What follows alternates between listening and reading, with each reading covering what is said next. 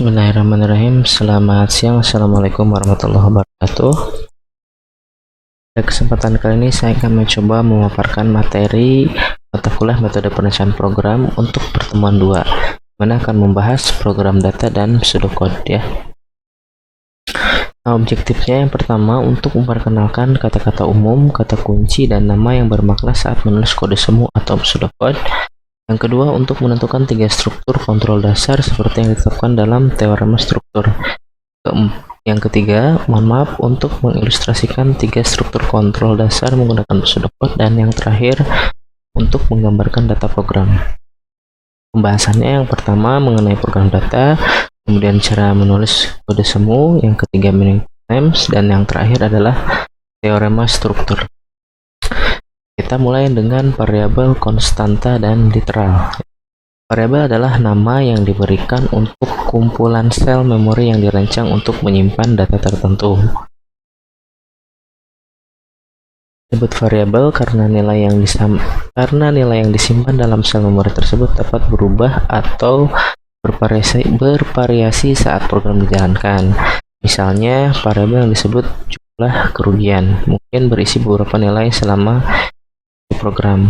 Nah, teman-teman, dimana pada mata kuliah sebelumnya, mata kuliah dasar pemrograman, teman-teman sudah belajar mengenai menulis variabel ya. Nanti akan saya coba jelaskan lebih lanjut.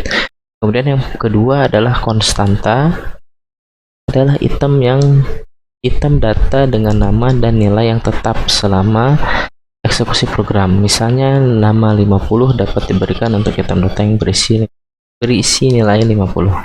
Kemudian yang terakhir adalah literal, adalah konstanta yang namanya adalah representasi tertulis dari nilainya.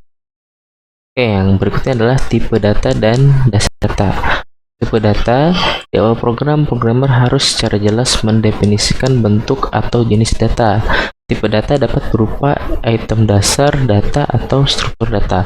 Jadi begini teman-teman, dimana teman-teman sebelumnya pernah belajar dasar pemrograman ya, dimana teman-teman belajar bahasa Python.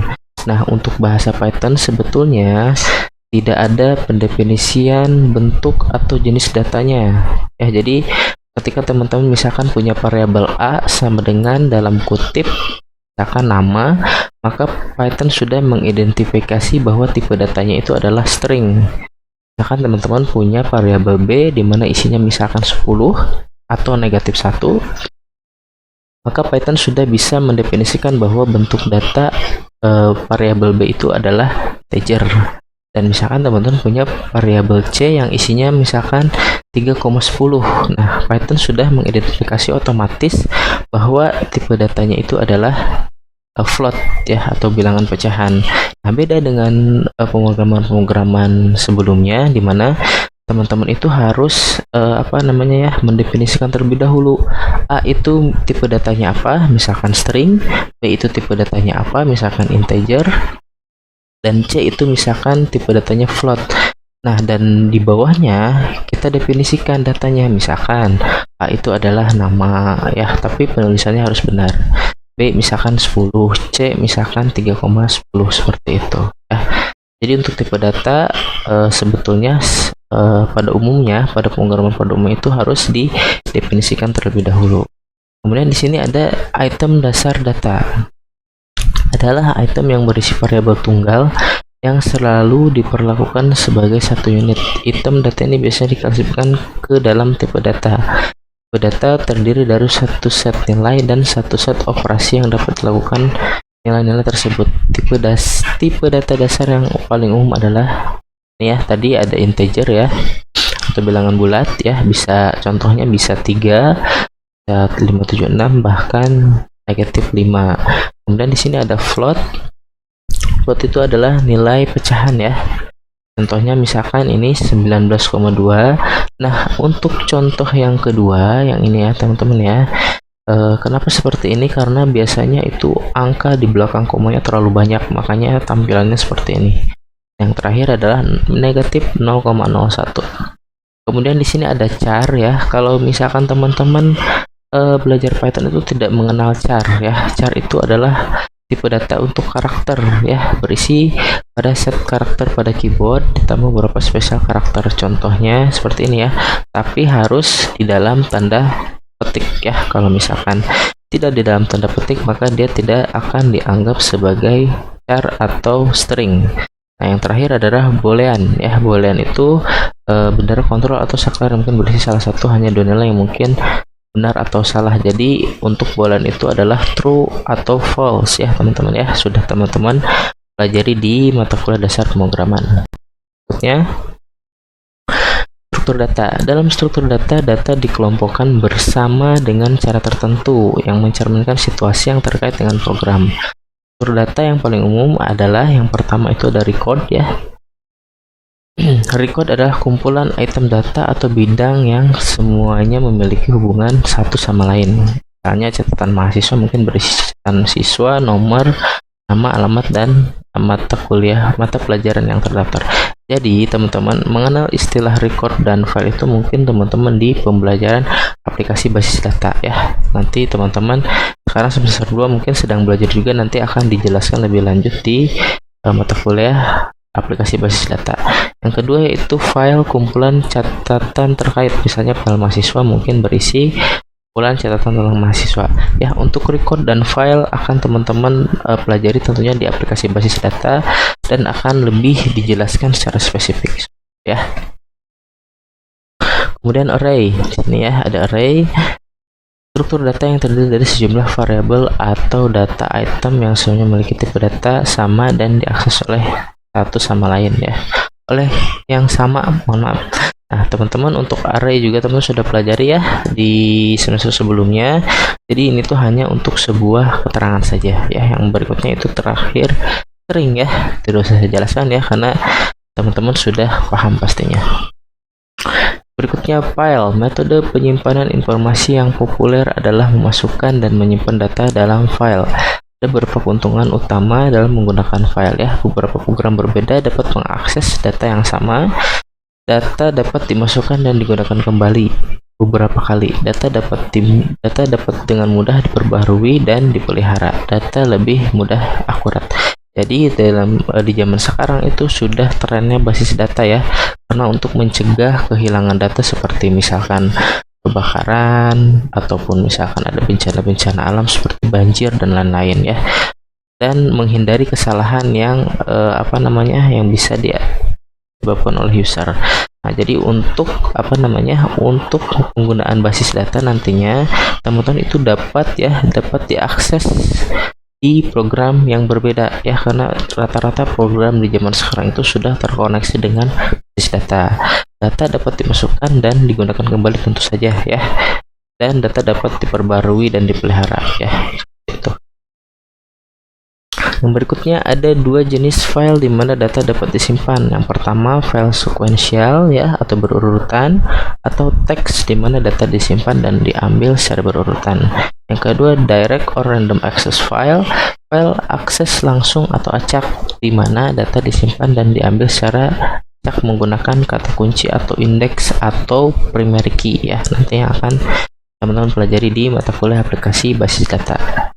Kemudian di sini ada validasi data. Data harus selalu menjalani pemeriksaan validasi sebelum diproses oleh sebuah program. Jenis data yang berbeda memerlukan pemeriksaan yang berbeda dan bisa sangat spesifik. Namun pemeriksaan validasi data yang paling umum adalah sebagai berikut. Pertama itu jenis yang benar. Data input harus sesuai dengan definisi tipe data yang dinyatakan di awal program. Jadi seperti ini teman-teman ya. Di awal misalkan teman-teman punya variabel nama ya. Misalkan tipe datanya itu string dan isinya pun harus harus string ya, harus diawali dan diakhiri oleh tanda petik seperti itu, ataupun integer dan lain sebagainya. Itu harus penulisannya harus benar seperti itu ya. Kemudian yang kedua rentang yang benar. Data input harus berada dalam kumpulan atau rentang nilai yang diperlakukan ya. Jadi misalkan jadi seperti ini teman-teman ya, dari bahasa pemrograman itu berbeda-beda. Di Python ketika teman-teman menuliskan variabel nama integer atau bahkan float ya, itu teman-teman bebas mengetikkan karakternya. Jadi tidak ada batasannya. Beda lagi dengan ketika teman-teman belajar aplikasi basis data. Jadi teman-teman itu misalkan teman-teman punya variabel A ya, tipe datanya apa, jangkauannya berapa, misalkan tipe variabel A tipe datanya string, jangkauannya 10. Nah, teman-teman itu tidak bisa mengetikkan karakter lebih dari 10 seperti itu ya. Jadi di sini rentang yang benar itu adalah batasannya. Kenapa dilakukan seperti itu? Karena database itu memerlukan memori ya, dan memori itu satu karakter itu mungkin satu memori gitu ya. Jadi ada triknya mungkin ya. Jadi bagaimana caranya agar database tersebut tidak memiliki memori yang besar, karena untuk ukuran database itu pasti recordnya itu lebih dari satu ya, pasti ada yang ratusan ribu bahkan sampai jutaan seperti itu. Jadi jangkauan tadi itu sangat mempengaruhi jumlah memori yang akan tersimpan seperti itu. Yang berikutnya adalah kelengkapan. Semua bagian wajib harus ada, jadi tidak boleh ada data yang kosong atau nol ya. Tanggal yang benar, tanggal masuk harus dapat diterima. Jadi penulisan tanggal itu harus sesuai dengan formatnya ya. Jadi kalau misalkan formatnya tanggal bulan tahun ya, teman-teman harus mengetikkan berarti tanggal bulan tahun seperti itu. Yang berikutnya adalah pseudocode ya, cara menulis pseudocode. Saat merancang algoritma, fakta yang perlu diingat bahwa komputer melakukan serangkaian instruksi yang Anda tulis. Ada menggunakan kata dan persa dalam kode semu yang sesuai dengan jumlah 6 operasi dasar komputer ya. Jadi ada 6 nih yang cara menulis pseudocode itu. Yang pertama, komputer dapat menerima masukan informasi atau input ya. Komputer dapat mengeluarkan informasi atau output ya. Komputer dapat melakukan operasi aritmatika, perhitungan, pengurangan, perkalian, dan lain sebagainya. Komputer dapat menetapkan atau memberikan nilai ke variabel atau memori ya. Jadi harus memberikan nilai ke variabelnya. Kemudian komputer dapat membandingkan dua variabel dan dapat memilih salah satu dari kedua tindakan alternatif yang ada. Nah, jadi itu maksudnya percabangan ya. Jika kondisinya benar, maka program yang dieksekusi apa. Jika salah kondisinya, maka program yang dieksekusi itu apa. Kemudian komputer dapat mengulangi sekelompok perintah atau tindakan, atau bisa kita sebutkan sebagai perulangan seperti itu. Kemudian yang pertama, komputer dapat menerima masukan informasi ya. Ketika komputer diperlakukan untuk menerima informasi atau input dari sumber tertentu, apakah itu terminal, disk, atau perangkat lain, kata kerja read dan get digunakan dalam pseudocode. Read biasanya digunakan ketika algoritma menerima input dari record pada file, sedangkan get digunakan ketika algoritma menerima input dari keyboard. Contoh instruksinya seperti ini ya, teman-teman ya. Jadi untuk pseudocode ini ya, kalau misalkan di bahasa pemrograman Python ya, tidak ada, kalau read itu mungkin ke file ya, merujuk ke suatu file, misalkan read mahasiswa.txt atau mahasiswa.csv seperti itu ya. Get system.dat kalau di sini mungkin akan baca ya tanggal yang tertera di komputer.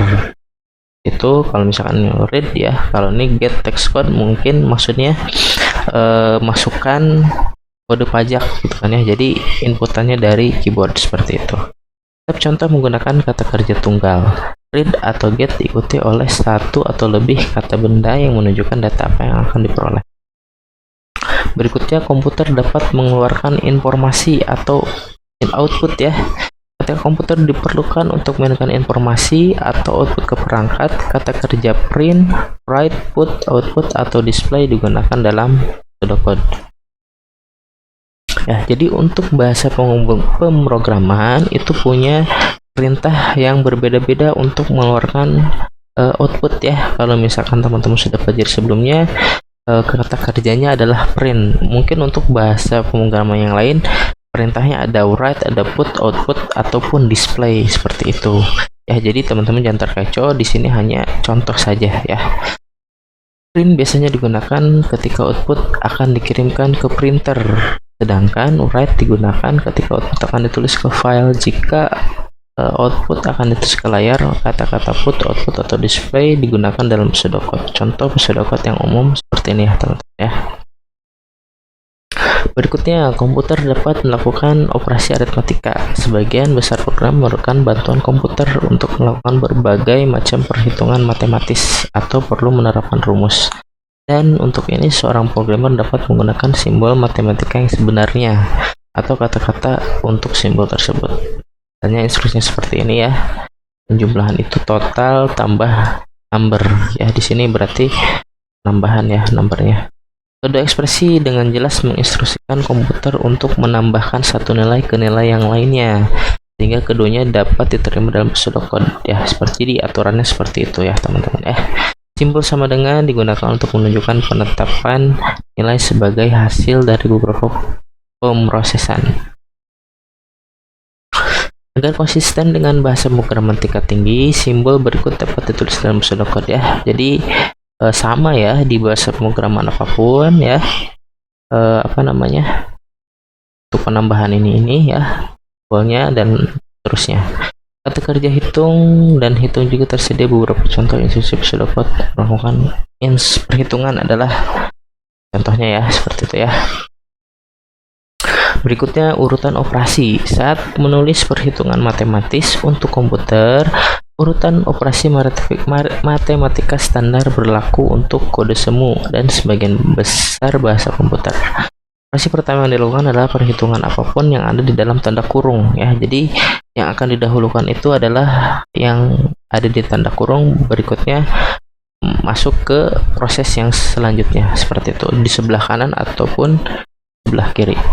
Kemudian setiap penambahan atau pengurangan seperti yang terjadi dari kiri ke kanan akan dilakukan seperti itu. Jadi akan mendahulukan proses yang ada di dalam tanda kurung, berikutnya ke proses yang selanjutnya.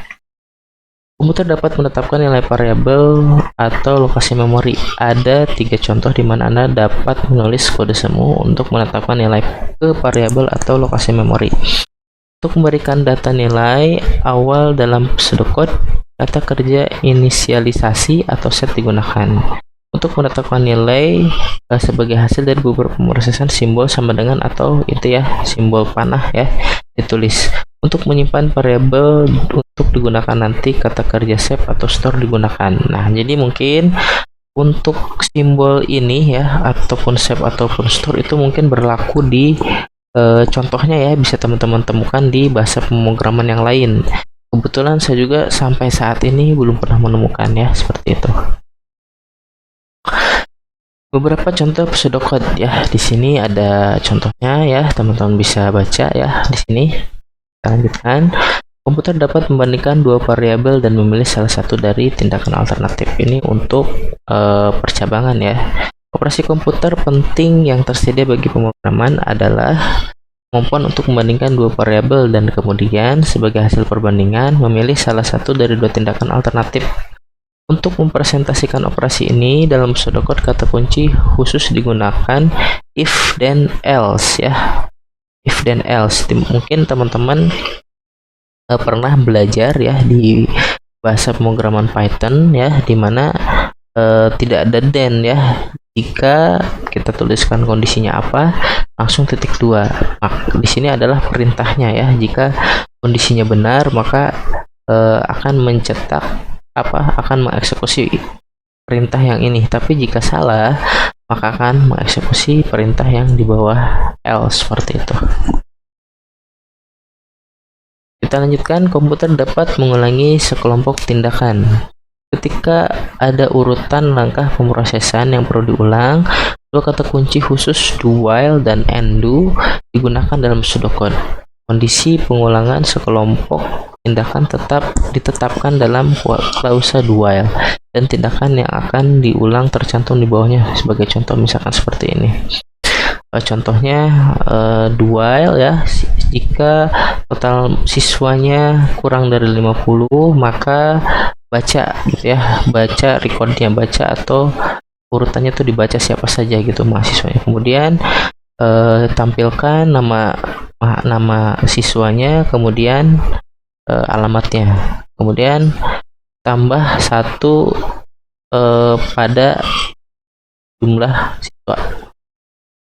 Ya, jadi terus diulangi maksudnya sampai sampai memenuhi kondisi ini. Jadi kalau misalkan sudah kurang dari 50, maka dia akan keluar dari pengulangannya. Maka program tidak akan mencetak ya siswa yang ke-50 dan seterusnya seperti itu ya. Dalam contoh ini kita lanjutkan saja. Berikutnya yaitu meaningful name. Saat merancang algoritma solusi, seorang programmer harus memperkenalkan beberapa nama unik ya. Jadi untuk penamaan variabel itu harus unik teman-teman ya. Jangan asal misalkan misalkan teman-teman mempunyai 3 angka, ya sudah tulisnya angka 1, angka 2 ataupun angka 3. Jangan ditulis A, B ataupun C ya, seperti itu. Semua nama harus bermakna. Nama yang diberikan hanya metode untuk mengidentifikasi ya. Jadi untuk mempermudah saja, ketika teman-teman memanggil variabelnya itu tidak kesulitan. Kalau misalkan teman-teman tulis A, B, C, D sampai Z, mungkin akan bingung ya. Mana untuk yang nama, mana untuk yang operasi aritmatika, dan seterusnya. Keunikan sebuah nama akan membedakan lokasi ini dengan yang lainnya. Seringkali sebuah nama menggambarkan jenis data yang disimpan dalam variabel tertentu. Misalnya, variabel mungkin salah satu dari 3 tipe data sederhana: bilangan bulat, real, atau karakter. Ya, misalkan kalau misalkan itu angka, ya tulis angka gitu. Kalau misalkan itu pecahan, ya tulis saja pecahan, seperti itu. Untuk kalau enggak, teman-teman bisa tulis contohnya diskon gitu ya. Berikutnya, nama itu sendiri harus cukup transparan untuk menggambarkan variabel secara memadai. Misalnya angka 1, 2, dan 3 seperti tadi yang sudah saya jelaskan ya. Jika lebih dari suatu kata dalam nama variabel, maka garis bawah berguna sebagai pemisah kata. Ya, jadi untuk pemrograman apapun ya, ketika teman-teman menuliskan nama variabel lebih dari 1 kata, itu wajib menggunakan underscore. Kalau teman-teman misalkan menggunakan spasi, saya jamin pasti error ya, seperti itu. Nah, jika tidak bisa menggunakan underscore, mungkin ada beberapa bahasa pemrograman yang tidak bisa. Kita pisahkan dengan huruf kapital seperti ini ya. Untuk nama variabelnya, misalkan nama lengkap seperti N-nya besar, L-nya besar ya, seperti itu. Berikutnya, teorema struktur. Teorema struktur merevolusi desain program dengan membangun kerangka kerja terstruktur untuk mewakili algoritma solusi.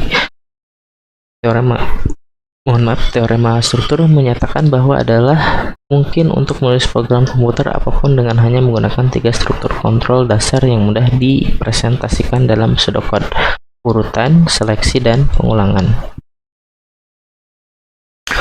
Yang pertama itu urutan ya, adalah eksekusi langsung dari satu langkah pemrosesan satu demi satu. Dalam pseudocode, konstruksi ini direpresentasikan sebagai urutan pernyataan pseudocode ya. Pemrograman apapun, teman-teman akan memproses kode itu baris per baris ya. Tidak akan ngacak gitu ya, pasti baris per baris. Jadi jika statement A sudah benar, maka akan lanjut ke statement B dan seterusnya. Kalau misalkan program menemukan kesalahan di statement B, maka akan langsung berhenti dan menampilkan pesan errornya seperti itu.